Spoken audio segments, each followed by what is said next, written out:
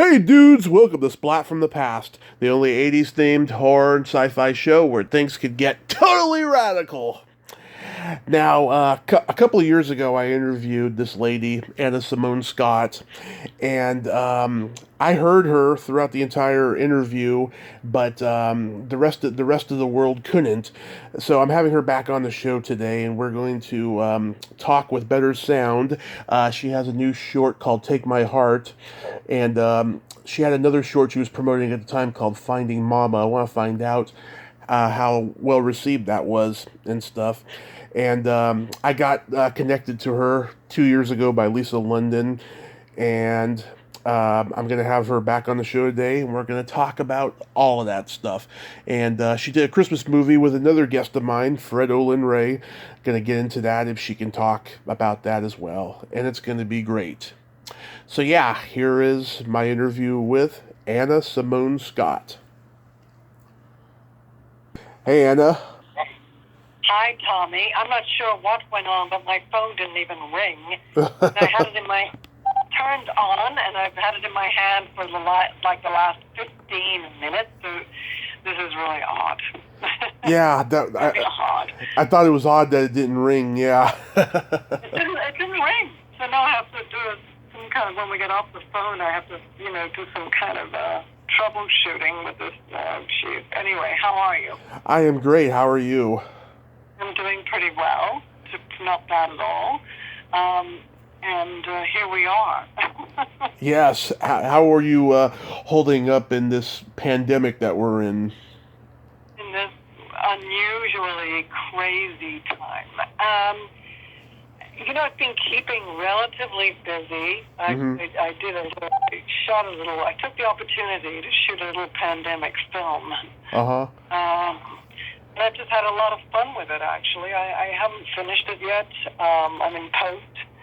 And I'm actually really having a good time. I have music I'm listening to from friends who would love me to use their music. I'm enjoying the editing process of it. But other than that, yes, we all need to be out there, shooting movies and living our lives, basically, Oh, yeah. Yeah. Going to bars, restaurants, whatever you like to do. So it just feels very odd to have this period of time without being able to do too many of those things, Yeah. Although I did go to a stand-up comic evening the other night. Lisa and I went together. It was held in a parking lot. Uh-huh. Maybe you may have seen it posting on Facebook. It was fantastic. And Nice. the comics were brilliant. It was really funny. We just laughed our asses off. It was really so great to go out and have and it was quite lengthy. It was about 2.5 hours, so we really had a good time with that. And a lot of them were saying it was their first time doing stand-up in 6 months, So, Yeah. wow, it was pretty something. It was in North Hollywood, and That's I think crazy. it went really well, because there was a lot of space in the parking lot. Mm-hmm. But it just occurred to me there could be so many more things done in parking lots, Or just outdoors in general. Just outdoors in general. Yeah. Oh, that's hilarious. Yeah, this Yeah. year's been pretty challenging for me. I had some projects canceled because of COVID. I was going to make a second attempt at shooting a pilot for my own horror hosting movie show. Oh, great. But now canceled. Oh, yeah. I'm going to try again next year, if this can get under You control. have to. Yeah, I was going to put on a movie screening for one of my favorite cult movies, and then I was going to go to this con, and this one manager who gets me a lot of her clients was going to introduce me to the promoter so I could host panels for him in the future because he did my show last year, but I didn't think he'd remember me, so I wanted her to be my advocate, meeting him again and stuff. Mm-hmm. And then my mom had an accident this summer, and she's starting to Oh, no. recover. Yeah, she's starting to recover really good from it, in terms of physicality, but mentally, she's just having a lot of trouble. No, I'm really sorry to hear that. And she is okay now? She is. In terms of Good. physicality, she's healing really nicely. She's got a little bit to go, but other than that, I've been interviewing icons this year that I just cannot believe that I've interviewed. Like I had Ed Asner on last month. Oh, wow, that is awesome. He's incredible. Ah, he's one of the greats. Yeah, Yeah. and he was very entertaining, I have to say. Even though he didn't open up, he didn't open up to me, but he was very entertaining. you know, That's he great. No, he and he keeps going. He's always busy, always working, always, yeah, incredible, man. he's 90 years old. Yeah, and he's still out Right? there, and he can still get work. Right? Ah, Yeah, great. There's hope for us all. yeah, yeah. Yeah. But yeah, I just hope things get better though. But No kidding. Yeah, it's sort of getting a little bit old now. Like I was in March. I was in March. Yes, I was. I was in March. In March, I was doing that Christmas movie with Fred Olin Ray. I went right. to Buffalo, right, and that was wonderful. And then I went into New York City to see some shows and have a couple of meetings, see my friends. And it was, then starting to get a bit gnarly around the 12th of March. Mm-hmm. And I came back here and, that was it, basically. So it's, there's been a bunch of projects that have been put on hold for me, a couple of things I was cast in that have been pushed. And, also continuing with Take My Heart, that film I wrote, directed, which is part of actually a larger project. So Mm-hmm. I've been able to work a little bit on massaging the writing of that larger project, but, that has been kind of a standstill too due to the pandemic. So that's unfortunate, Yeah. It's actually a TV pilot that I'm pitching as a series, all set in LA with all these interwoven families and their lives and everything. So it's pretty cool. But that's also something that I'm hoping I'll be able to, like you with yours, jump in more fully next year. Mm-hmm. Yeah, absolutely. Last time you were here, we talked about Finding Momma. How did that film do? Oh yeah, that was a fun film. Well, it's on Amazon Prime now with Oh, good. the film, so that's fun, and it got into some great festivals, and Lisa got the nice actor nomination for it. And I got some great reviews for my directing, and it was a really fun piece, and to put together something just in a couple of days and have it do that well was uplifting, and Yeah. so it's on Amazon Prime with a film I shot in Prague called Chasing Chekhov, based on one of my plays.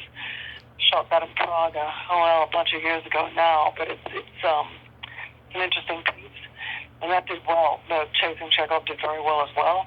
And my other film I directed, The Aerial Girl, which was really actually the first film I directed, and that is also on Amazon Prime. So it's good to see the films up there, and there we are. That's where that is right now. Yeah. Onwards with my next one was Take My Heart. I think you saw a couple of postings I did about that on social media. Yep. I just got into that is the piece that is 18 minutes, but it is part of this. We've actually shot a lot of this TV pilot, so we are currently editing that into, weaving it into the other stories we have. It's just a matter of getting that into the right place with the right people who might be interested in taking this further, Yeah. So that got into a festival that is giving us some recognition. It is a short festival. It's actually one of the largest in the world. It's an Academy and British Academy qualifier, American Academy qualifier, Canadian as well. It's called LA Short International Film Festival. And so Take My Heart is actually streaming on that festival, I believe on October 8th. I don't have the time or times yet for that. And it's so odd because all these, this is a great festival. To physically have been there would have been absolutely phenomenal. And unfortunately this year is the first year they could not do that. It's a lot of these festivals online. That's how it is this year, Yeah. What can you tell me about Take My Heart? Take My Heart. I actually wrote the role of the father. I wrote for a friend of mine who suddenly wasn't available. A wonderful actor I've known for many years, and but then he actually, this friend of mine, Ray Fortune, wonderful actor, and then he helped us though with some of the casting. So that was phenomenal. And it's about a singer-songwriter who is estranged from her dad and is forging her way ahead in a positive direction after having gone through some difficulties. And they have been estranged for some time, actually, and her father tracks her down. And this movie is really about how they meet for the first time in a long time. And, he hears her singing in a club, and it's moving because he had no idea his daughter could even sing like that, And Joy Sunday plays the young lady who is the singer-songwriter, and she's just a fabulous actor, so blessed. And Kim Estes plays her dad, and he's phenomenal. I'm seriously so blessed with these amazing actors. Roy Williams Jr. plays the ex-boyfriend, and he's sort of the character who comes along definitely at the wrong time. It's like one of those moments in life where you're trying to have an intimate conversation with somebody in your family, let's say in a restaurant. Not that his scene was in a restaurant, actually. Yeah. And totally the wrong person walks up at the wrong time. You know what I mean? Yeah. He's the boyfriend who appears, let's say. He's charming, has a lot going for him, but has some issues, let's put it that way.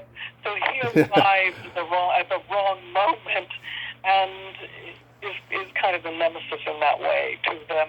What's going to happen now? Are they going to be able to have this reunion? Really, it's about this, reunion, and will father and daughter really get back on board with each other in a way that's positive and good? Yeah. So it's got that element in it, but some of the characters are interwoven into some previous stuff we shot in a minimalist way, not in a huge way, but that will all make sense once we put the pilot together. Yeah. I'm trying to think of an example for you. Years ago, there was this.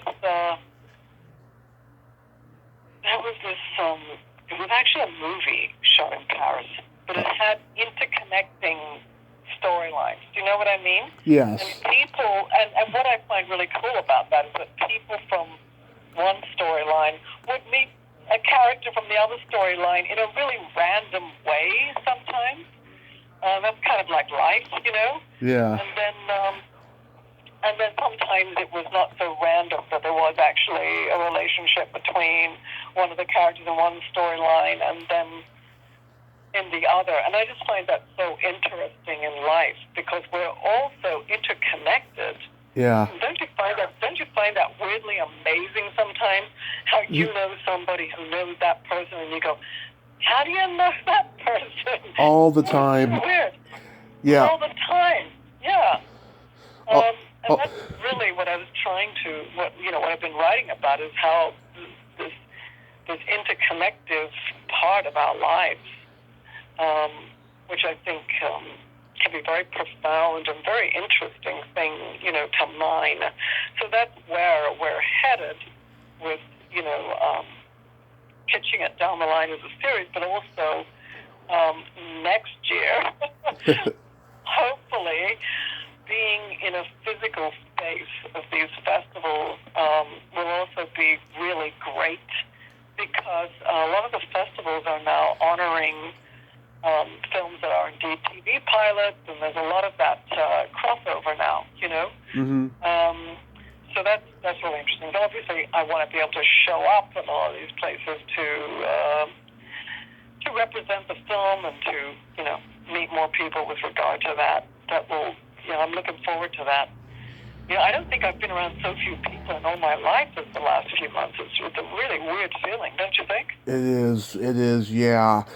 And yeah, it's funny. I'm a guy who believes that you can tell a lot by a person by who they hang out with, and like when I find out that someone I liked is hanging out with somebody I don't like, and they don't like me or whatever and stuff, I'm just like, oh God, why does this happen to me? But I think we all go through that. Yeah. It's just, I think one thing that is kind of relative time of isolation has sort of taught me is that is okay too. That that we're going to gravitate towards some people and maybe not so much towards others. But as long as we're polite and kind and all of those things, I think that's okay. We're all going to be different. We're all going to have differences of opinion or whatever. Oh yeah. So, I totally get that. I think I've just been able to I try to allow myself to let go of things more, because there's so much we can't control right now. Yeah. Yeah. It really is like that. How long is Take My Heart? How long is the movie? It's kind of a longer sort of short. It's 18 minutes. Uh-huh. So the pieces that would be woven into our TV pilot, which is called The Other Day, and parts of the other stuff we shot is also in Spanish. So it's in Spanish is El Otro Dia. Yeah. So we wouldn't be including all of that 18 minutes in the pilot. It would be certain pieces of it woven in, Mm-hmm. So it's kind of exciting. I think we've got a really good concept. And again, I think there's a lot of platforms these days. That's one thing, a good thing about internet, online, all that stuff, is that there's a lot of places that you can go to get support for your project, or look for it anyway. And Yeah.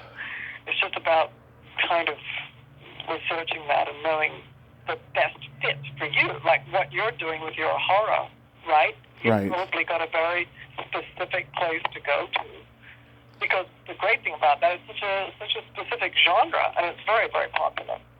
Right. Yeah. And the last few years, or maybe even the last decade, it's been hard for a lot of indie horror films to get distribution and get seen and stuff. And now people are shooting movies virtually, which I just think completely fucks up the entire genre. Uh-huh. Right. Yeah, that's hard. Yeah. I agree. So what is, I'm curious to ask you a question, if that's okay. Go ahead. What's your favorite horror flick Of all time? Yeah, or a couple of them. Well, I go by categories, and because I really can't name just one. I just put it into categories because there's all kinds of different horror. Slasher is the original Friday the 13th. I love that Right, movie. yeah. Yeah, it was genre defining. Um, Zombies, the original Dawn of the Dead. I love. Supernatural, The Shining. Yeah. That was the first horror movie I ever saw, by the way. I was only like maybe a year old, and it scared me so much I didn't watch it again until I was 7, and then I saw it differently and I loved it. And then I like lots of vampire movies. There's this really underrated one from the 80s called Vamp that I love. Yeah, I mean, movies like that, And then I love, the Charlie Band Empire movies, like The Alchemist and stuff like that, and Reanimator, and yeah, movies like that. I have great taste in horror. Oh, that's great. I have a little story for you. Uh-huh. Probably before you were born. To give myself credit, I was pretty young. I think I was either 20 or 21. Yeah. And I had just arrived in London to work there as an actor. Uh-huh. And I had worked, when I was about 19 or something, I had worked with, he wasn't a cinematographer. I believe he was one of the lighting designers from memory. But anyway, he worked with Kubrick. Mm-hmm. Which one was it? He worked with Kubrick on. Oh God. Clockwork Orange. No, it wasn't Clockwork Orange. Anyway, let me begin in a minute. Uh-huh. But I just arrived in London, and we ran into each other on the street. Mm-hmm. Lighting designer myself, which was amazing. And he said, "Oh, what are you doing? Next Friday night or something?" I said, I don't know. I'm right now looking for a place to live, sort of thing. And he said, "Well, it's Stanley Kubrick's birthday party, a small birthday party. Would you like to come?" Yeah. I kid you not. He took me to Stanley Kubrick's birthday party. Wow. And I mean, it was just, I so regret not. I'm like, why didn't I have a camera with me? Why didn't someone at least take my photo? I could have begged them for it afterwards, Yeah.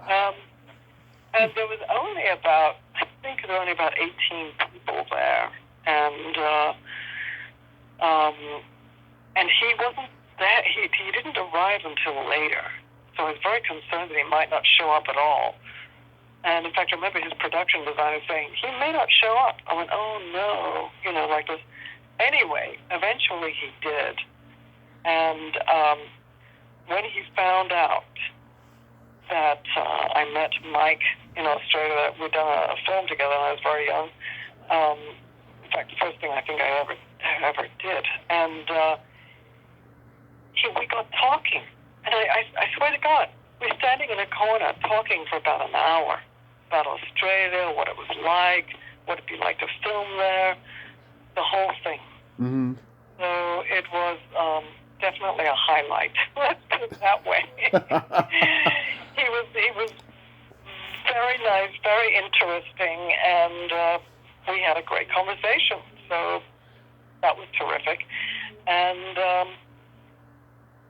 then I said, would it be okay if I, kept in touch with him? He said, "Yeah, sure, like me or something." So, got his, I don't know, I can't remember if it was an address, or his agent, or his address, I don't remember which. But anyway, I never did. I never kept in touch. And then the next movie he made was Eyes Wide Shut. So, unless I was one of those women in that house. Yeah. And there would have been really there was no other role. Do you know what I mean? Or you could have been one of those teenage girls in The Shining who says, "Goodbye, Mr. Oldman. See you next season." And I tried to get one of them recently because one of them was a Star Wars character. Oh, really? Yeah, I was like going through her IMDb. She was in Oh, all these movies that I like that were shot in England and stuff. I was like, that's oh, pretty cool. wow, that's Yeah, great. yeah, Oh, that's extraordinary. Well, the famous corridor shot in The Shining. yeah, I tried to, of course, everyone uses that, no doubt, but I just, in my little pandemic film, I just tried to recreate that. Actually, I did pretty well, I think. Um, so that's going to be in there. An homage to Mr. Kubrick. yeah. Um, I just reached yeah. out to the twins from The Shining. Hopefully, I'm going to be able to get them on for my Halloween October shows. So we'll see. Oh, wow, that's awesome. That would be fantastic. Yeah, because the little boy Danny Lloyd, he doesn't do any podcast interviews. He never responded to me when I reached out to him last year. So hopefully, I'll get these two girls. Oh, that would be. Did they continue to act? I don't know. I didn't keep up with, They whatever. they do the conventions, you know. Um, They charge a ton of money for photo ops. I've seen. Um, oh, interesting. yeah, I never met them, but like they were at one of the Days of the Dead conventions, and they were like charging like $120 or something like that for a photo op. I thought that was crazy. Mm, yeah. Huh. How I, about that? yeah. Because we have a friend, had unfortunately passed away last year. He used to charge for photo ops, but all the money went to his AIDS research and STARS program for people living with HIV, and that was Rutger Hauer. Oh yeah, Rutger Hauer, love him. Wonderful man, wonderful actor. My husband actually starred in a TV series opposite him. They shot in Morocco for Uh a couple of months, actually. Anyway, kept in touch with Rutger, and he used to have a film festival in Milan. hmm And we submitted our Chekhov film to him a bunch of years ago, like 8 years ago or so now. hmm And he said, well, there's a lot of people on the board of this festival with like a who's who of filmmakers, so it's not just up to me whether you get in. Anyway, long story short, we got in and we went to Milan, and it was a wonderful film festival we had. He was the most charming, gracious, very, very, very special human being, Yeah, I can imagine. I mean, he just everything I saw him in, he just commanded the screen. Yeah. My favorite was the Hitcher with C. Thomas Howell. Oh, yeah. Well, I've got a story for you about the Hitcher. This is really wild that you mentioned the Hitcher. Yeah. I'll circle back to that in a second. I have Okay. to tell you, when we went to the film festival in Milan on awards night, Rutger got up on the stage. He was going to announce some of the awards, which fortunately we were a part of, which was wonderful. But he did that monologue from Blade Runner, I've seen things. He just got up and he just did it. And everybody was just like, oh my God, this is a moment you just don't forget. You know what I mean? Yeah. I mean, It was incredible. he's very memorable. Yeah. Incredible. But anyway, I was going to say something about the Hitcher. This is such a coincidence because the Take My Heart, the film I just wrote and directed, Yes. I needed an original song for Joy Sunday to sing. And there's a lot to that. It's the music rights, the song rights, everything like that. Anyway, Yeah. I met a woman who lives in Los Feliz, and she happened to have this song. And it's very hard to find a song because it can't be about love, because we're going to be introducing the father into the movie, and that it's got to be a kind of an abstract kind of song. Yeah. It's hard to explain what I want. I said to this songwriter, she said, I might just have something for you. I said, it's got to have poignancy, it's got to have like some profound thing in it, but I don't want it to be like a love song. Anyway, so she played this song for me called Ocean of Tears. I went, wow, that's great. That would really work. Yeah. And then, I said, God, I'm going to have to live record this then. And she went, no, you should definitely pre-record. Yeah. I'm so glad I, listened to her because absolutely she was right. And I went, wow, that's going to be a big deal, doing it, pre-recorded this song. And she said, oh, no, it's okay because Robert Harmon, who wrote the music and plays it with me and my husband, because her husband was part of that her songwriting. He actually wrote it with her. Mm-hmm. She said he might just be up for doing the pre-record, right? Yeah. Wow, that would be really extraordinary, you to help me out like this on my film. It's just, they're amazing people, just wonderful people. So I went along with this. I said, let's do it. So we got Joy the song, so she was prepared with it. Yeah. We went up to Robert Harmon's house, and he has this incredible studio. He was so kind. I mean, such a generous spirit, so kind, very talented. He also directs, right? Yes. So we walk in.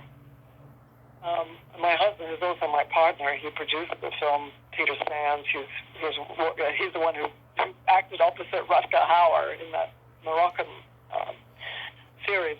Anyway, Yeah. we walk into Robert's studio, and there's this huge poster of The Hitcher, right? In Yeah. the studio. And Peter and I are like, wow. And we said to Robert, do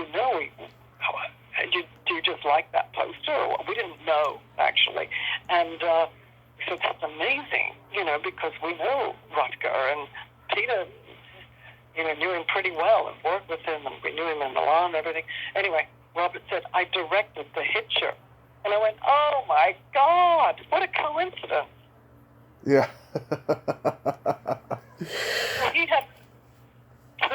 Who would have thought in a million years? So he had actually directed that movie. Oh, that's cool. Yeah. So we went and watched it again, and just there were so many things about it that I thought were so evocative and so interesting. Really incredible how it worked for me anyway. So it's funny you mentioned it. That's the whole story I was getting to. Yeah. How long did it take to film Take My Heart?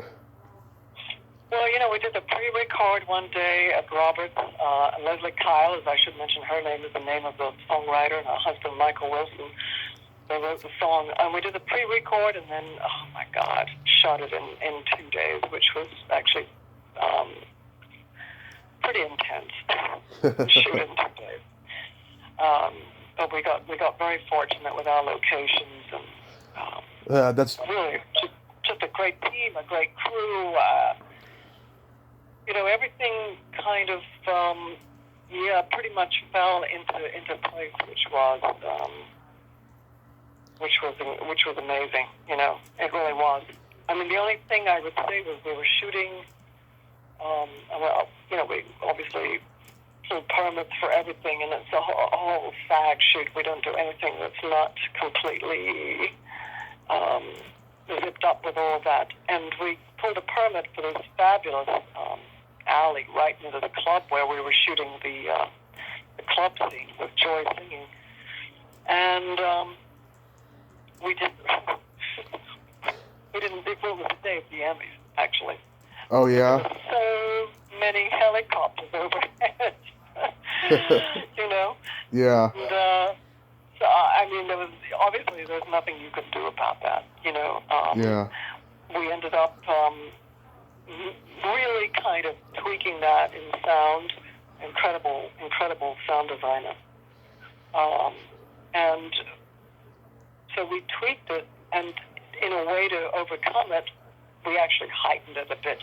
Because, I mean, if you can't beat them, join them kind of thing. You know what I'm saying? We couldn't eliminate all those helicopters. So that was really the only thing that sort of happened that we could have thought, well, that's detrimental, or we could have thought, let's just go with it and use it, Yeah. Yeah, Roger Corman shot Little Shop of Horrors in 2 days. Oh my God. That's horror story in itself, hearing that. 2 days. Yes. Oh, my God. It was part of a bet that he made, and it was 2 days in L.A., 1959, a couple days after Christmas, and they started like 6 a.m. and finished at like 2 a.m. the first day, and then they started again at 6 a.m. and finished at I think maybe 11 at night or something like that. Wow. 'Cause I, Wow, that's amazing. yeah, because I just Oh, my interviewed God. because I interviewed Jackie Joseph, who was the female lead in the movie. She just lost her daughter to COVID, by the way, unfortunately. Oh, no way. Yeah, 55 years old too. I felt really bad. Oh, no. That's Yeah, just awful news. Oh, no. So uh, sorry. yeah, felt bad. Jesus. I mean, it's so bizarre how it can hit people I mean, everybody stay safe out there because, it can hit people in a way that's unexpected. That's the thing, Yeah. Oh my God, that was just terrible It's when I just found that out. Yeah. terrible. Oh, no, I'm so sorry. Gee, oh, man. Well, we have to get through this. We have to get through to the other side, and we'll be in a new normal kind of thing. I'm not shooting anything right at this moment. I know of a couple of things that are starting up soon. And it'll be interesting to see all the protocols, obviously, that are going to have to be in place to make it happen. There's no doubt about that. Yeah, I don't know what's gonna happen. I just hope something good happens, and we get a new president November 3rd. Yes. Yes. I don't usually pray, but I'm willing to. How's that? Yeah, that's good. I mean, I do it every day. I could start. I have my own way of praying. I kind of do a meditation, sort of. I guess I pray in a way. I sort of do, actually. Yeah. Interesting thought, Yeah. But yes, we need to stay sane and healthy and keep creating. And I mean, you've got your horror thing. Do you actually write a lot, or how do you creative end? I haven't written much in terms of screenplays in a while, maybe about a year or two. It's just I just been so busy with this podcast. I'm just cranking them out daily and finding people and booking them. And starting January 1st, though, I'm going to cut it down to maybe 2 a week because I need to spend time with my mother. I need to tend to my own health and continue losing weight. I lost 25 pounds back in March from a January to March diet, and now I've lost an overall 31. I remember I gained some back after COVID hit, and then I lost more beyond, which is cool. But I got to lose a lot more. Well, congratulations, though. That's really, really great. Thank you. Really, really great. I mean, good for you. I know it's hard to keep that going. I get it, Yeah. I totally do. I mean, I've put on a few pounds during this COVID thing, and I just have to talk myself out of snacking. Oh, but you look better than I do right now. Well, thank you. I just, I guess having a fairly small frame, I just notice it. If it piles on, then I go, oh, there it goes, So. Yeah. But anyhow, so the movie I have coming out I believe it's November, actually, because I ran into the Fred Olin Ray one last week. He actually did a stand-up. He's a stand-up as well. I didn't know that until Lisa and I went to the event in the parking lot, and it was fantastic and very funny. Everybody was just really, really awesome. So Fred's movie called A Royal Christmas Engagement coming out in November. And I play the Queen, just so you know. I'm very bossy with my sons. Tell them what to do, what they can't do, and what they can do. And I am the sole ruler. I don't even need a husband. Anyway, all that stuff. It should be fun. Yeah, I talked to Fred probably around the same time I talked to you last, and yeah, he was great. We talked about, I love all those gratuitous tits and ass movies he made back in the '80s and '90s, Oh yeah. and just everybody I talked to, right, who was in them, they can't believe the Yeah. movies he's making now. You know, they can't I believe know, with that he's Christmas making these family movie. Christmas movies. He made one a couple years ago with Chevy Chase. I mean, it's hysterical, you know. But Yeah. hey, I don't know how many he's shot in Buffalo, but I know Fred has shot a lot of movies in Buffalo. And that's a really interesting town to shoot in. Yeah. I mean, there was a lot of. I was talking to some of the crew when I was there, and they said they've been so busy with film shoots there. I believe it was a Guillermo del Toro movie that was shooting just before Fred's film or around the same time. Uh-huh. And it's a really. Have you been to Buffalo? I've never been to New York, and I want to go someday. Yes, you have to. You must. So I think the charming thing about it is that well, at least what I felt, I didn't feel like I was in, 2020. It's still got a very old world kind of charm to it. Mm-hmm. Some beautiful buildings and no major high rises. Yeah, really quite charming, actually. And so you could see why they shoot certain kind of movies there, and the crew was telling me they shoot a lot of period films there. Mm-hmm. It's good spot for them, Yeah, I know that he shoots a lot of stuff in New York these days, but back in the day he was shooting everything around L.A. and Hollywood and different areas, and stuff. Right. I think Right. isn't his son a filmmaker? Yes. I believe he may have been there when I was there. He has several sons, but I think one of them is a producer, actually. Yeah. You can probably look that up to verify. Yeah, pretty sure. So they've worked together. Yeah, definitely. Yeah. Lovely guy, Fred. Lovely guy, Fred. Would love to work with him again. So hopefully. Yeah, and just like the first one that you and I did, his voice was buried in there and stuff. 'Cause at that time, Oh no. I wasn't deleting the storage out of my phone like I do now, and now I got a new phone. Oh. And Okay. Good. and hopefully, you'll come out fine and stuff. But one thing I noticed though, you're very soft spoken, so maybe it's that. Oh my God. And I'm talking right into, Yeah. It should be better this time, honestly. It should be, yeah, because I hope so. everybody. So have you? Go ahead. Yeah. No, I was going to say, have you looked into, what I was mentioning, the different apps and the Zoom things that you can do for podcasts as well, different ways of recording? Not yet, but it is on my list. Okay. Good. Okay. Well, I hope. I think the last time too, it was just a load of static. But I could, if there's any, I believe from what I recall that I could actually hear that when we were on the phone, and I don't hear any problem this time. So fingers crossed, right? Fingers crossed. Yes. Okay. I wanted to ask you. Last time we talked, we were talking about seafood. Have you had any good seafood lately? Seafood.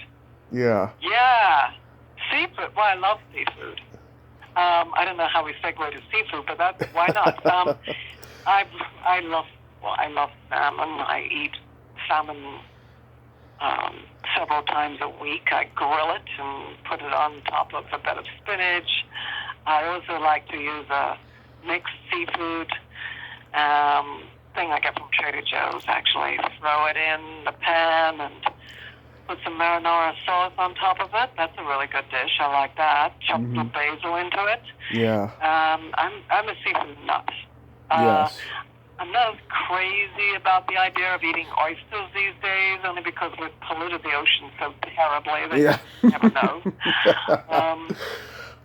And shrimp, I kind of get nervous about shrimp sometimes. Yeah. Or as we say in my original country, Australia, prawns. Uh-huh. Poland? You know? Yeah. Prawns. Oh, prawns. Okay, yeah. Yeah, yeah. But, yeah, I'm not crazy about shellfish per se.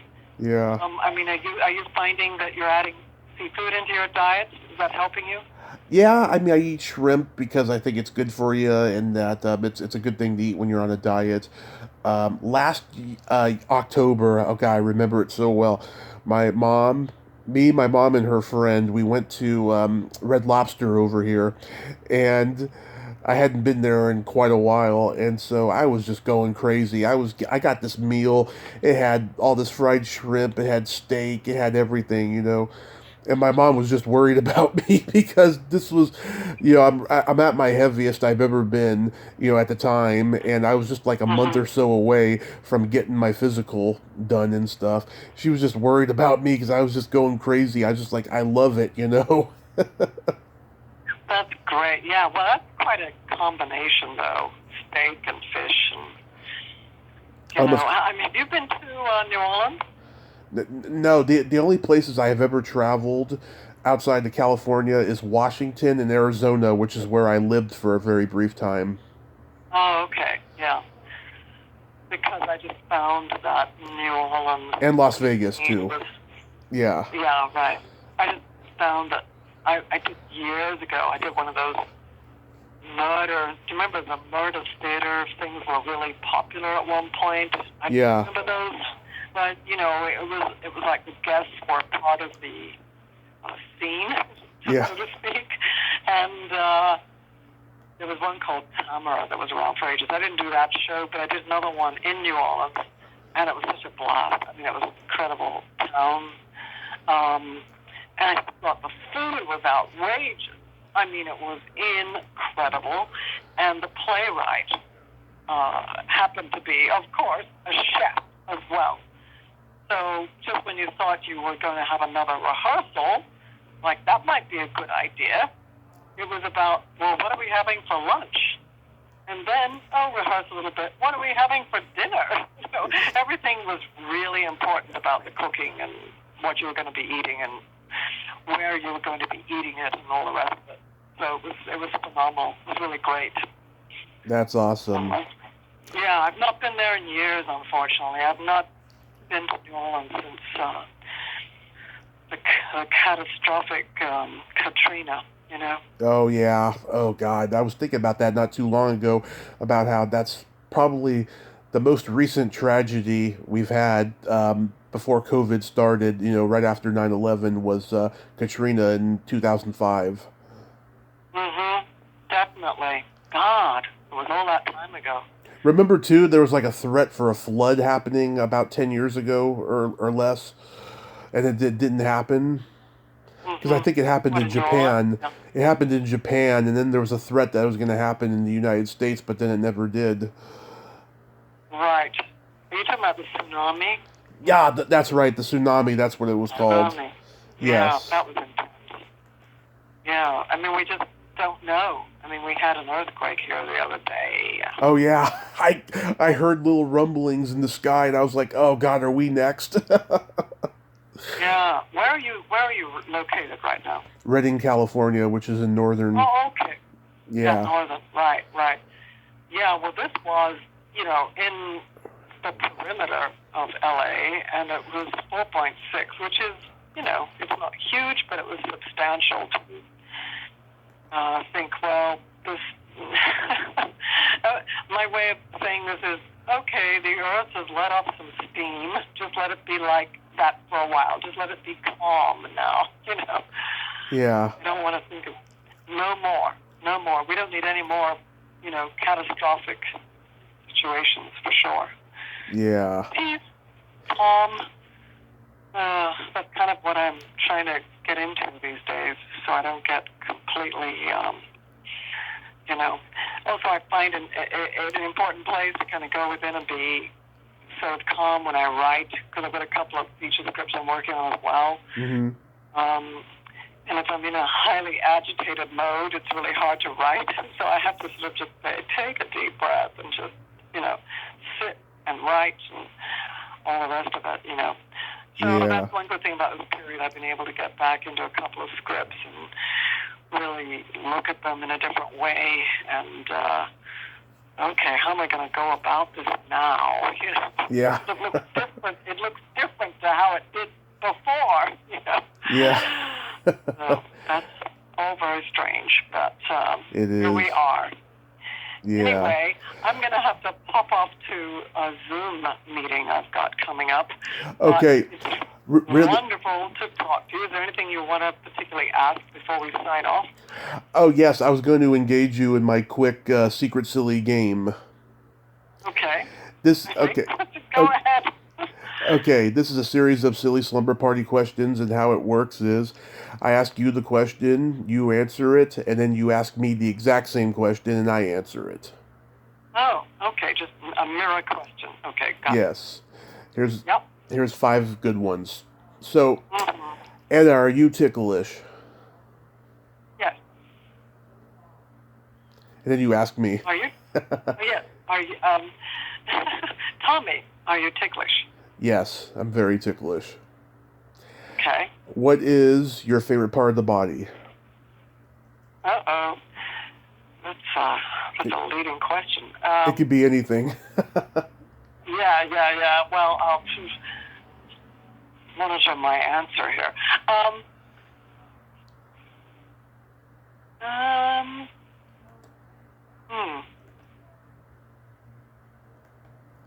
I'm trying to think of it like in an artistic sense. Because I actually did do art classes years ago when I was in school. New drawing classes? Actually a few. And I sculpted a nude sculpture when I was only about 17, actually, out of soapstone. Mm-hmm. I think the back. Okay. Yeah. So, what is your favorite part of the body? The belly button.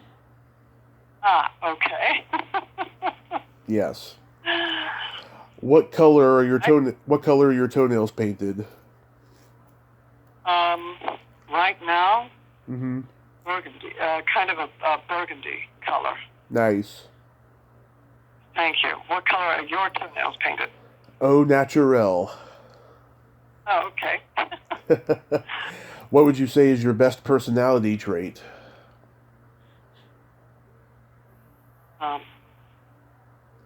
Empathy. I agree. What is your best personality trait? Also empathy, and that I have no filter. I have learned to have a filter. I've noticed. Yes. And then my favorite question, Yep. is there a stinky smell that just makes you gag?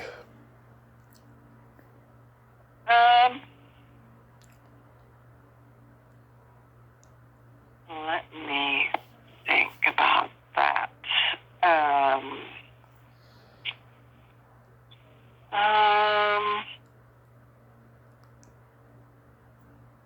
not really sure. Probably if something has gone off a bit in the fridge. Yeah. And then it's frustrating because you throw everything out. Right. And you go, how can it still be there? You know? Have you ever done that where everything's thrown out? You go, okay. Oh, yeah. And it's still got that weird smell. Right. So I kind of discovered some remedies for that, but that really bugs me. So, what is a smell that makes you gag? Either farts or feet. Oh, okay. Well, yeah. Well, I could understand that. And now, it's a good laugh. and Yeah. now I'm going to leave you with a joke that's not embarrassing. Oh, good. Okay. As long as it's not embarrassing. What did the elephant say to the naked man?